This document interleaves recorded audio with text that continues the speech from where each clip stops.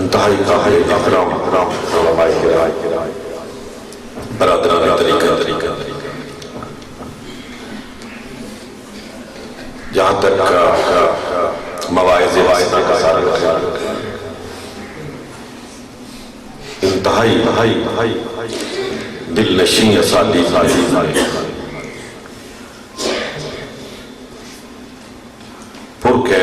پرسوس خطابات کا سلسلہ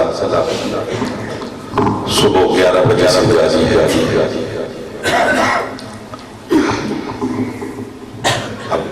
اس تقریب کے اختتام کا وقت ہے اور اس داعیے پختہ کرنے کا وقت ہے کہ جو کچھ ہم نے علماء نظام سے سنا ہے اب اس پر عمل کرنا ذمہ داری مجھے ہم سب اسی جلسے اسی داعیے یہاں سے ہونا چاہیے، پھر ہمارا یہاں آنا یہاں بیٹھنا سننا سارا حضرات ہم اپنے خانگی حالات اپنے محلوں میں شہروں اور پھر آگے بڑھ کر اپنے ملکوں میں بڑی کرم کی زندگی ایک کرم وہ ہے ایک اضطراب وہ ہے جو ہمارے دلوں جس میں ہم میں سے ہر شخص کو مبتلا اور ایک اضطراب وہ ہے جو اجتماعی طور پر ہم پر مسلط جو معاندین اسلام کی وجہ سے اسلامی ملکوں پر اسلامی معاشروں پر ایک عذاب کی صورت اختیار کر یہ دونوں باہم ملے یہ باہم ہمارا اپنا ذاتی اضطراب سبب ہے جس کا رونق آج پوری دنیا اسلام اگر ہم اپنے اندرونی اضطراب کی طرف متوجہ ہوں اور مرض کی تشخیص کرنے کے بعد اس کے علاج کی طرف رخ کرے اور ایک دفعہ ہمارے باطن انقلاب آ جائے ہمارے اندر کی دنیا بدل جائے ایک مرتبہ ہم رجوع اللہ کامل طور پر اللہ کی طرف یکسو ہو جائے اور سارے دروازوں سے موڑ کر گنبد خضرا کی طرف در کی دریوزہ گری کو چھوڑ کر گنبد خضرا پر نظریں کمان نگاہ یا رسول اللہ نگاہ صدا بلند کرے تو قسم ہے رب الجلال کہ عظمت رفع اور شوکت پالینہ آگے بڑھ کر مرحبا کے عبادت کرے نہ ہمارے گھروں میں انتشار نہ شہروں میں رہے گا نہ ملکوں میں رہے گا نہ عالم اسلام میں رہے گا جس بات کی کمی وہ رجوع اللہ حب رسول کی وہ سوتے جو مسلمانوں کے قلوب سے پھوٹا آج ہم سمجھ کہ شاید کوئی ایک میدان میں جلسہ کر اور یہ آراز تقریبات کے انعام سے ہم بری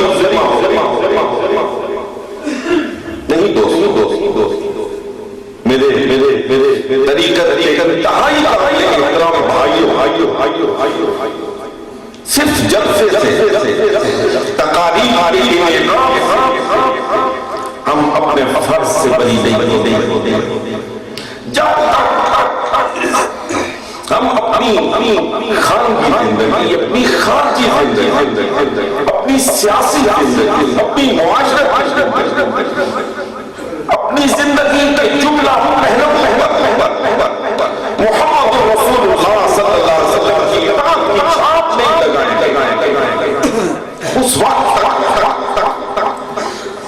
یہ جلسے سبربار نہیں ہوں گے. اس وقت تک ہماری یہ تقریبات ہمارے اندر کوئی انقلاب پیدا نہیں کر.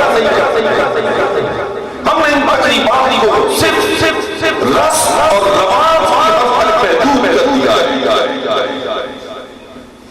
آج میں دل درد کے ساتھ دکھی دل کے ساتھ کہ ہم پوری دنیا میں نقبت کا نشان جہاں کہیں ظلم ہوتا ہے، جہاں کہیں سے کسی کی چیخ اور پکار کی آواز سنائی دے رہی ہے، پتہ تو مسلمان کا ہے. کیا ہم تعداد میں کم ہو گئے؟ کیا سعودی عرب، ایران، عراق کے تیل کے میں خشک ہو گئے؟ کیا پاکستان ایٹمی قوت نہیں جا رہا ہے؟ کیا وہ افغان نہیں رہے جنہوں نے انگریزوں کو منہ کے بل کر دیا؟ سارے تعداد نہیں ہے، اسلحہ موجود ہے، لیکن ہم جذبوں سے محروم ہیں. ہم نے احترام اور انتشار کی راہ اپنا لیا. ہم نے قدم مصطفیٰ کو چومنے کے بجائے ان کے دشمنوں کے قدم چومنے شروع کر دیے. ہم نے خدا کو راضی کرنے کے بجائے خدا سے جنگ شروع کرنے کے لیے. مجھے بتاؤ، میں صرف ایک بات آپ سے کہنا چاہتا ہوں کہ آپ کسی کی طرف پتھر پھینکتے ہیں، تشبیہ بلا تمثیل، کسی کی طرف پتھر پھینکتے ہیں تو کیا توقع کرتے ہیں کہ وہ آپ پر اثر پھینکے گا؟ قرآن کہتا ہے، خدا کہتا ہے، اس سود سے بات آ جاؤ، فَأْذَنُوا بِحَرْبٍ مِّنَ اللَّهِ. یا یہ سود لینا دینا چھوڑ یا اللہ سے جنگ کے لیے تیار.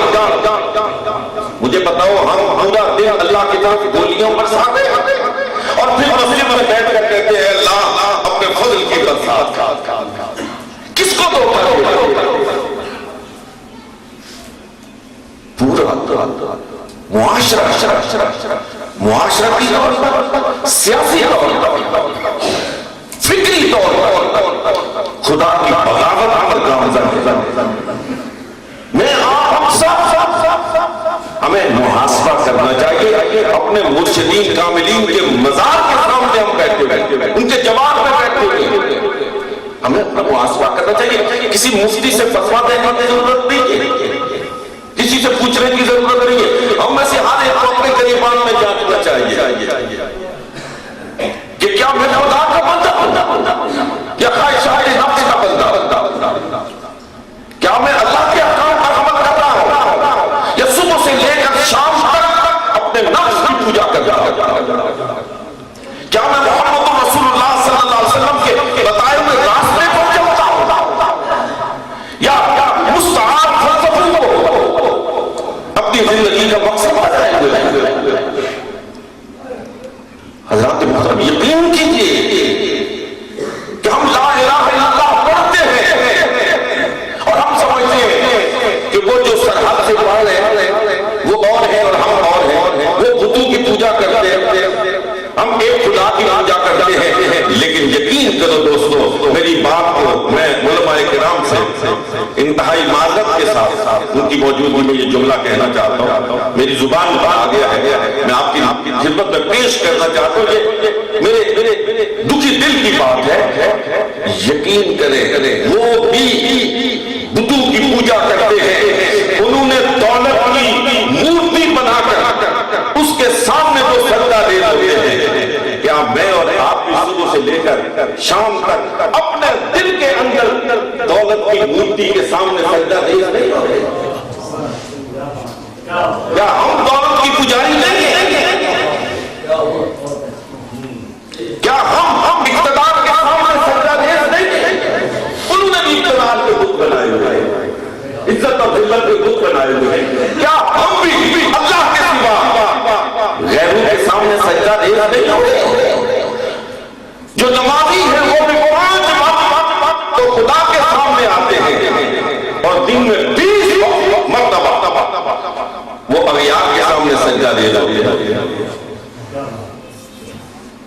جب تک اس روش میں تبدیلی نہیں آئے گی، یہ سوچیں، یہ درویش، یہ فقیر،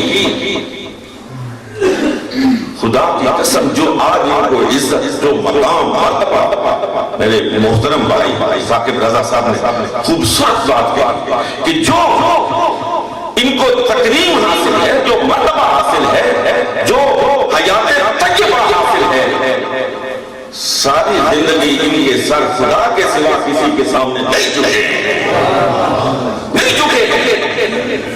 یہ صوفی جو ہے نا، یہ سب چیز کا سودا کر سکتے ہیں، یہ مصلی کا سودا نہیں، مصلی کا سودا۔ ایسے ایک جملہ سچ بات مجھے اپنے حضرت کا فرمایا ہوا یاد آ گیا، میں آپ کی نظر کرنا چاہتا ہوں۔ ایک صاحب اقتدار شخصیت، ان کی حکومت کا خاتمہ ہوا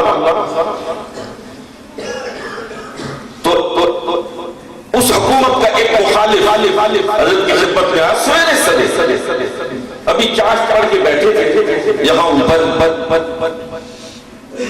تو وہ حاضر ہوا، ملا اور کہا کہ حضرت جی وہ فلاں کا آج تختہ الٹ دیا گیا۔ فرمایا اچھا، یہ کرسی بھی عجیب چیز ہے، تھوڑے سے پاس کے بعد فرمایا یہ کرسی بھی بڑی عجیب ہے، کبھی کوئی بیٹھتا ہے کبھی کوئی اترتا ہے، اور یہ لوگ بھی بھلے کبھی بٹھاتے ہیں کبھی اتارتے ہیں۔ ہمیں تو ہمارے رب نے اس مسئلے پہ بٹھایا ہے، مریں گے ہی اٹھیں گے، اس زندگی میں اٹھتے نہیں۔ یہ جو مصلی نشین ہے نا، اب ہمارا نام رکھ گیا ہے، رکھ دیا گیا ہے سجادہ نشین۔ سجادہ کس کو کہتے ہیں؟ آسان ترین لفظ ہے سجادہ، مصلی کو کہتے ہیں۔ اللہ کرے کہ ہمیں مصلی پہ بیٹھنا نصیب ہو جائے۔ مرید سادہ تو رو رو کے ہو گیا طائب، مرید سادہ تو رو رو کے ہو گیا طائب، خدا کرے کہ شیخ کو بھی ملے گے تو حالات بڑے دیگر ہوئے، خانقاہی نظام کی شکست کو لے کے شکار ہو گیا۔ اگر آج کے دور میں درست کہا مولانا عبدالجلیل صاحب، آج کے دور میں اگر خانقاہی نظام پھر سے اپنی بحالی کا انتظام کر لے اور یہاں سے وہی اللہ کی صدائیں اور یہاں سے وہی محمد رسول اللہ کا علم بلند ہو، تو یقین کیجئے حضرات محترم، میں پورے ایمان سے، پوری جمعیت خاطر سے کہتا ہوں کہ یہ ہواؤں کا رخ ہو سکتا ہے، یہ ہوا کے رخ کے ساتھ تبدیل ہونے والی مخلوق نہیں ہے، ان کے ساتھ ٹکرا کر ہوائیں اپنا رخ تبدیل کر دیا کرتی ہیں۔ یہ خانقاہ مجددی خانقاہ، حضرت امام ربانی مجدد الفسانی نے وقت کے سب سے بڑے شہنشاہ کو للکارا، سب سے بڑے شہنشاہ کو للکارا، اور تاریخ اس بات پر ایک واضح اور صادق شہادت دے رہی ہے کہ بالآخر بادشاہ کو سر کو سرنا پڑا، امام ربانی کا ساتھ نہیں جڑا. میں وہ پوری ربائی پڑھنا چاہتا ہوں جو ثاقب صاحب نے شروع کی تھی کہ حاضر ہوا میں شیخ مجدد کی لحد پر وہ خاک کے ہے زیر فلک مطلع انوار اس خاک کے ذروں سے ہے شرمندہ ستارے. بات کہتا ہے اس خاک کے ذروں سے ہی شرمندہ ستارے. جس خاک میں پوشیدہ ہے وہ صاحب اسرار کیوں گردن نہ جھکی جس کی جہانگیر کے آگے گردن نہ جھکی جس کی جہانگیر کے آگے اور جس کے نفس گرم سے ہے گرمی آہار وہ ہند میں سرمایہ ملت کا لگے پاؤ وہ ہند میں سرمایہ ملت کا لگے پاؤ. اللہ نے بر وقت کیا جس کو خبر تھا. اللہ کے محترم ان کاملین جن کے جواب میں بیٹھے جن سے محبت رکھتے ہو جن سے تعلق رکھتے ہو جن سے نسبت رکھتے ہو جس کی نسبتوں پہ آپ کو ناز ہے جس پہ آپ فرما ہو ان کے طور کو اپناؤ ان کے اسلوب زندگی کو اپناؤ.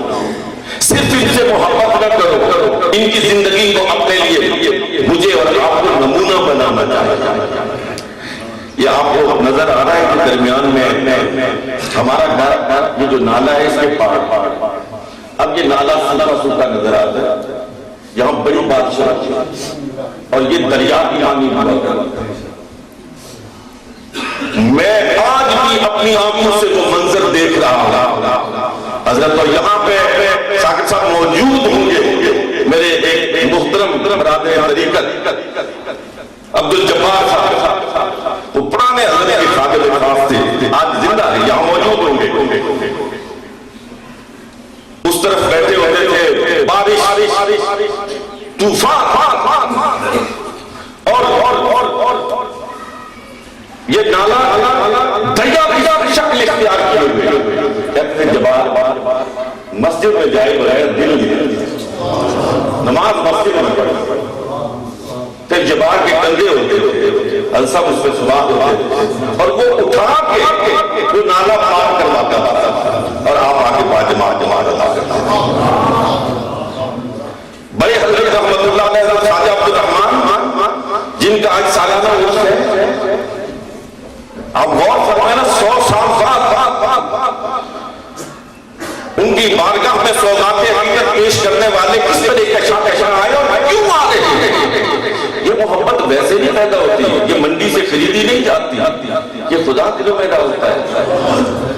اور جس محبت کو خدا دلوں میں ڈالے اس کو خدا ہی نکال سکتا کوئی بندہ نہیں نکال سکتا کوئی تحریر نہیں نکال سکتا کوئی کتاب نہیں نکال سکتا کوئی اخبار نہیں نکال سکتا اللہ ہی نکال سکتا ہے. اور اللہ جن کی محبت ڈال دے تو نکالنے کے لیے ڈالتا نہیں. حضور کے بارے میں جب یہ کہا گیا تھا نا کہ وہی بند ہو رہی ہے تو کافروں نے کہا کہ مصطفیٰ کے خدا نے مصطفیٰ کو چھوڑ دیا ہے تو ما ودعک ربک وما قلی. ابو بکر غزنوی کے بارے ماری ہوتے تھے باہوپور میں بڑا خوبصورت ان کا انداز بیان تھا. تو ما ودعک ربک وما قلی پر گفتگو کرتے ہوئے کہتے تھے کہ رب نے کہا کہ یار ہم نے یہ یاری توڑنے کے لیے تھوڑی لگائی تھی ہم نے یہ یاری توڑنے کے لیے تو نہیں لگائی تھی یہ یاری آگے بڑھے اس میں روز افزود اضافہ ہوگا. تو حضرات محترم یہ جو حضرات ان کا جو اللہ کے ساتھ تعلق قائم ہوا ہے یہ توڑنے کے لیے نہیں یہ آگے بڑھنے کے لیے. اور جس طرح آپ نے فرمایا تھا کہ تلوار بے نیام ہو جاتی ہے میں اپنے حضرت کا فرمایا ہوا ایک جملہ آپ سے عرض کرنا چاہتا ہوں. وہ فرماتے تھے کہ جب صوفی زندہ ہوتا ہے تو اس کے اوپر ایک ذاتی وجود کا خوف ہوتا ہے لیکن جب وہ قبر میں جاتا ہے تو اس مادی خوف سے آزاد ہو جاتا ہے اس مادی خوف سے آزاد ہو جاتا ہے. یہاں تو کچھ فاصلے ہوتے ہیں اسے طے کرنے پڑتے ہیں اسے قدموں کی ضرورت پڑتی ہے اسے چلنے کی ضرورت پڑتی ہے. جب وہاں جاتا ہے تو ان قدموں سے بھی آزاد ہو جاتا ہے پھر جہاں جاتا ہے جہاں سے چاہتا ہے جہاں آواز پہنچانا چاہے وہاں پہنچاتا ہے. پہنچانے والی ذات اوپر بیٹھی ہے. یہ لوگ بڑے عجیب لوگ ہوتے ہیں بات منہ سے نکالتے ہیں نا، میں تفصیل میں نہیں جانتا ہوں، یہ اللہ رب العالمین اپنی تقدیر مبرم کو ٹال دیتا ہے، ان کی بات کو رسوا نہیں ہونے دیتا، اپنی تقدیر ٹال دیتا ہے، ان کی بات کو ضرور پورا کرتا ہے۔ اللہ رب العالمین ہمیں وہ روحانیت عطا فرمائے، ہمیں وہ روح میں مالیدگی عطا فرمائے، روح کی مالیدگی میرے برادران طریقت یہ بات ذہن میں لے کے جاؤ، روح کی مالیدگی کے لیے ضروری ہے کہ اس کے اندر جھاڑو کا بندوبست کیا جائے، یہاں سے کینہ نکالا جائے، یہاں سے بغض نکالا جائے، یہاں سے حسد نکالا جائے، یہاں سے جھوٹ نکالا جائے، یہاں سے فریب نکالا جائے، یہاں محبت ڈالی جائے، یہاں محبت پیدا کی جائے، یہاں اللہ سے محبت، اللہ کے رسول سے محبت اور اللہ کے رسول سے محبت کرنے والوں سے محبت پیدا کی جائے، تو پھر یہ دل اللہ کی آماد کا بناتا ہے۔ پھر یہاں پہ محمد رسول اللہ کا عمل کا علم لہرانا شروع ہو جاتا ہے۔ ضرورت ہے آج اس بات کہ یہ خانقاہیں جو حقیقت میں روحانی شفاخانے ان کو حقیقی طور پر ان روحانی شفاخانوں میں تبدیل کیا جائے، یہاں سے تقویٰ اور طہارت کا سبق ملے، اور تقویٰ اور طہارت کا سبق زبان سے نہیں۔ حضرات یقین یہ سوری جو ہے نا تنقیص مقصود نہیں ہے، قطع، لیکن صوفیوں کی جو عام تعلیم کی یہ ہے کہ کم گفتگو، تھوڑا کھانا، تھوڑا سونا، تھوڑا بولا، یہ بغیر بولے سمجھاتے جاتے، بغیر بولے۔ میں اس کی مثال آپ کو دیتا ہوں، یہاں 4-5 بچے تشریف لاتے، وہ غیر مقلد ننگے سر کے بات اور غیر مقلد حضرات کی طرح رفع یدین بھی کرتے، پاؤں بھی کھولتے، جو بھی طریقہ۔ ایک صاحب معترض ہوئے اور صاحب سے کہنے لگے اتنا کس طرح نماز پڑھتے ہیں؟ تو آپ نے فرمایا تم اپنی پڑھو اسے چھوڑو، جیسے پڑھتے ہیں تو میں اسے کیا سکتا وہ پڑھتے ہیں، پادمات پڑھتے تو پڑھتے وہ پڑھتے رہے، سال گزر گیا، سال 1.5 سال بعد میں نے دیکھا تو انہیں ٹوپیاں پہنی اور وہ نماز حنفی طریقے کے مطابق پڑھ رہے ہیں۔ میں نے کسی سے پوچھا کہ یہ تبدیلی کیسے آئی، یہ کیسے ان کے اندر انقلاب پیدا ہوا؟ انہوں نے کہا یہی انقلاب پیدا نہیں ہوئے، یہ تو چاروں بیت ہو گئے، یہ تو حلقہ ارادت میں شامل ہو گئے، یہ صوفی بولتے نہیں ہیں، دل بولے، دل اور دماغ کے زاویوں کو بدل کے اپنے عمل سے تبلیغ کرتے، اپنے عمل سے تبلیغ کرتے، اپنے عمل سے اخلاق کو پھیلاتے۔ زبان سے کہا ہوا جملہ اتنا مؤثر نہیں ہوتا ہے جتنا آپ کا اپنا عمل دوسروں کے اندر ایک انقلابی کیفیت پیدا کرتا ہے۔ یہ صوفی بن بولے بغیر کہے شہر کے شہر، ملکوں کے ملک فتح کرنا۔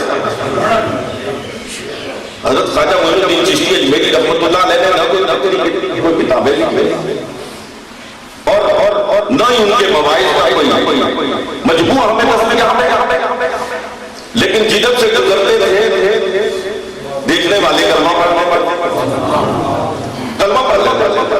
کئی ایسے واقعات ہم نے پڑھے کہ لوگ دشمن صرف یہ دیکھنے کے لیے کہ یہ کون شخص ہے جو ہند میں ایک انقلاب پیدا کر رہا ہے کھڑے ہو جاتے تھے، لیکن جب آپ پاس سے گزرتے تھے تو دیکھتے ہی اشہد ان لا الہ الا اللہ و اشہد ان محمد رسول اللہ کی سرائیں بلا۔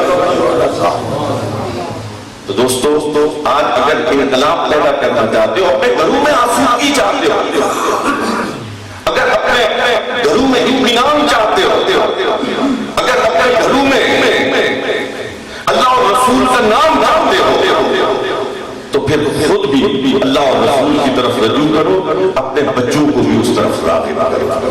اور ایک بات میری آخری دل میں بٹھا کے لاؤ، ہر بڑے سے بڑا گناہگار شخص یہ چاہتا ہے کہ میرا بچہ کوئی بہت بدبخت باپ ہو جو یہ چاہے گا کہ میں ڈاکٹر ہوں تو میرا بچہ بھی ڈاکٹر. بڑے سے بڑا ڈاکٹر اس کی خواہش ہوتی ہے کہ بچہ نیک، لیکن بچہ اس وقت تک نیک نہیں ہوتا جب تک آپ خود نیکی کی راہ پر گامزن نہ ہو. یہ نہیں ہو سکتا ہے کہ آپ خود مسجد میں نہ جائیں اور بچے چلے جائیں، آپ خود قرآن نہ پڑھیں اور بچے پڑھنا شروع کر دیں. یہ شاذ و نادر ہوتا ہے. کوئی ملائکتی روح ہوتی ہے جو اس طرف راغب ہو جاتی ہے، ورنہ راغب کرنا پڑتا ہے. اس لیے دوستو اگر اپنے اولادوں کی بقا چاہتا، ان کے ایمان کی بقا چاہتا، ان کے جذبوں کی بقا چاہتا، تو پھر ان کے لیے خود اپنے آپ کو نمونہ عمل بنا. اللہ رب العالمین مجھے اور آپ کو، ہم سب کو عمل کی توفیق عطا فرمائے. تمام حضرات سے درخواست ہے کہ ایک مرتبہ سورۃ الفاتحہ پڑھو، 3 مرتبہ سورۃ الاخلاص کی تلاوت کرو اور اپنے بزرگوں کو احسان ثواب کرو. اعوذ باللہ من الشیطان الرجیم، بسم اللہ الرحمن الرحیم، الحمدللہ رب العالمین الرحمن الرحیم مالک یوم الدین، ایاک نعبد و ایاک نستعین، اهدنا الصراط المستقیم صراط الذین انعمت علیہم غیر المغضوب علیہم ولا الضالین. بسم اللہ الرحمن الرحیم. قل هو اللہ احد اللہ الصمد لم یلد ولم یولد ولم یکن له کفوا احد. قل هو اللہ احد اللہ الصمد لم یلد ولم یولد ولم یکن له کفوا احد. قل هو اللہ احد اللہ الصمد لم یلد ولم یولد ولم یکن له کفوا احد. یا رب العالمین، تو نے اپنے فضل سے، اپنے کرم سے میرے برادران طریقت کو، حضرات کے متوسلین کو قرآن مجید فرقان حمید کی تلاوت کی سعادت نصیب فرمائے. دیگر مواد اور وظائف پڑھنے کی توفیق ملی. یا رب العالمین جس طرح دل میں پڑھنا نصیب فرمایا ہے اسی طرح اپنی بات فرما دے. آج مجلس کا انعقاد ہوا، صبح سے لے کر اس وقت تک مولا تیرا نام لیا جاتا ہے، تیرے محبوب کا نام لیا جاتا ہے، قرآن پڑھا جا رہا، درود و سلام پڑھا جا رہا. مولا یہ تیرا بہت بڑا فرض ہے، تیرا بہت بڑا کرم ہے کہ تو نے ہمیں اپنی زبانوں اپنے نام کے استعمال کی توفیق عطا فرمائی، اپنے محبوب کے ذکر کی توفیق عطا فرمائی. مولا جس طرح تو نے یہ سب کچھ کرنا نصیب فرمایا ہے اسی طرح اپنی بارگاہ میں اسے قبول فرما. یا رب العالمین ہم اس سب کا ثواب ہدیہ بارگاہ رسالت میں آپ صلی اللہ علیہ وسلم میں پیش کرنے کی سعادت حاصل کرتے. مولا اسے قبول فرما. یا رب العالمین اس کے ثواب سے جمیع صحابہ کرام، اہل بیت اطہار، رضوان اللہ تعالی، تابعین، تبع تابعین، اولیاء مومنین فیضیاب فرما. اور ان سب کے وسیلہ جلیلہ اور بالخصوص آقا دو جہاں حضرت محمد رسول اللہ صلی اللہ علیہ وسلم کے وسیلہ مقدسہ سے اس کے ثواب سے اصحاب حضرت خواجہ عبد الرحمن رحمۃ اللہ علیہ اور آپ کے مدد جلیل حضرت مولانا حافظ رحمۃ اللہ علیہ اور دیگر مشائخ اعظام، بغداد شریف اور تمام سلاسل کے مشائخ اعظام، سلسلہ چشتیہ، نقشبندیہ، سہروردیہ، قادریہ، تمام سلاسل کے بزرگوں کو پیروان فرما. رب العالمین ان کے درجات بلند سے بلندتر فرما دے. اور رب العالمین تیری بارگاہ میں التجا کرتے ہیں کہ ان پاکان امت کی پاک روح کا صدقہ، ان پاکان امت کے پاکیزہ اعمال کا صدقہ ہماری دعاؤں کو قبول فرما لے. رب العالمین جو بیمار ہیں، رب العالمین جو مقروض ہیں، قرض کی ادائیگی کی توفیق عطا فرما لے. رب العالمین یا رب العالمین جو بے اطمینان ہے، بے سکون ہے، انہیں اطمینان اور سکون کی دولت سے مالا مال فرما دے. یا رب العالمین ہم میں سے تمام مسلمانوں میں سے جو راہ مستقیم سے ہٹے ہوئے، رب العالمین انہیں راہ مستقیم پر گامزن فرما دے. یا رب العالمین ہمیں ہر وہ کام کرنا نصیب فرما جس سے تو خوش ہوتا ہے اور تیرا محبوب خوش ہوتا ہے، اور ہر اس کام سے باز رہنے کی